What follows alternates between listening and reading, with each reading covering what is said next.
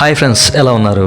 దేశవ్యాప్తంగా లాక్డౌన్ కారణంగా ఆన్లైన్ షాపింగ్లు నిలిచిపోయిన సంగతి అందరికీ తెలిసిందే. ఫ్లిప్కార్ట్, అమెజాన్ లాంటి ఈ కామర్స్ కంపెనీలు ఆన్లైన్ షాపింగ్లు కూడా ఆపేశాయి. కేవలం నిత్యావసర వస్తువుల సరుకులు మాత్రమే డెలివరీ చేస్తున్నాయి.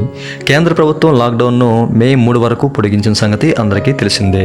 ఏప్రిల్ 20 నుంచి కొన్ని సడలింపుల్ని అమలు చేస్తుంది. ఇందుకోసం గైడ్లైన్స్ కూడా విడుదల చేసింది కేంద్ర హోంశాఖ. మొబైల్స్, టీవీలు, ఇతర నాన్ ఎసెన్షియల్ గూడ్స్ని అమ్మేందుకైతే అనుమతి ఇచ్చింది. దీంతో ఏప్రిల్ 20 నుంచి ఈ కామర్స్ సైట్లు ఆర్డర్లు అయితే తీసుకోబోతున్నాయి.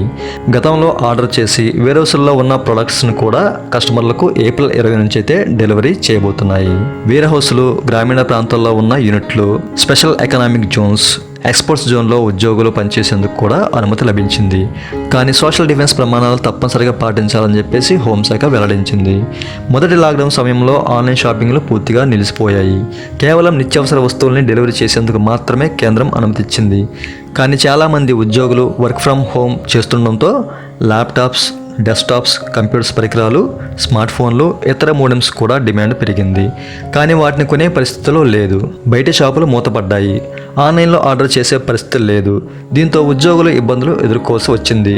ఏప్రిల్ 20 నుంచి లాక్డౌన్లో కొన్ని మినహాయింపులు ఉండడంతో ఈ కామర్స్ వెబ్సైట్లకు అనుమతిచ్చింది కేంద్రం.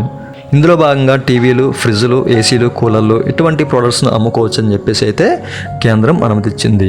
సో ఫైనల్గా మనకి ఏప్రిల్ 20 నుంచి అయితే ఈ కామర్స్ వెబ్సైట్స్ ఏవైతే ఉన్నాయో ఆర్డర్స్ తీసుకోవడం అండ్ డెలివరీ చేయడానికి అయితే సిద్ధం చేశాయి. సో ఫ్రెండ్స్, ఇది ఇవాళ మన వీడియో. సో ఇట్లాంటి లేటెస్ట్ అప్డేట్స్ మీరు మిస్ కాకుండా చూడాలంటే కనుక ఈ వీడియో కింద రెడ్ కలర్ సబ్స్క్రైబ్ బటన్ ఉంటుంది. మన ఛానల్ సబ్స్క్రైబ్ చేయండి అండ్ వీడియో చూసిన తర్వాత తప్పకుండా లైక్ చేసి మన ఛానల్ సపోర్ట్ చేయండి. Okay friends, thank you for watching and జై హింద్.